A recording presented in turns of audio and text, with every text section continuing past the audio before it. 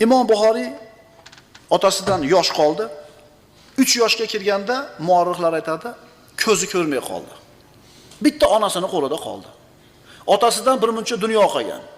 Va mana shu dunyosini bu taqvodor soliha ona bolasini ta'limiga sarfladi. Solih ayol edi. Bolasini ko'zi ko'rmay qolganida yig'lab Allohga duo iltijoni ko'paytiradi, bir kun uxlab qoladi, tush ko'radi. Tushida Ibrohim alayhisalomni ko'radi. Ibrohim alayhisalom aytadiki, ko'p duo qilib yig'laganingdan Alloh taboraka va taolo o'g'lingni ko'zini qaytardi dedi. Ona ertalab turib qarasa, o'g'lining ikkala ko'zi bobboyigidek ko'ryapti. 3 yosh arada ko'zi ko'rmay, keyin Alloh taolo ko'zini qaytarib bergan edi.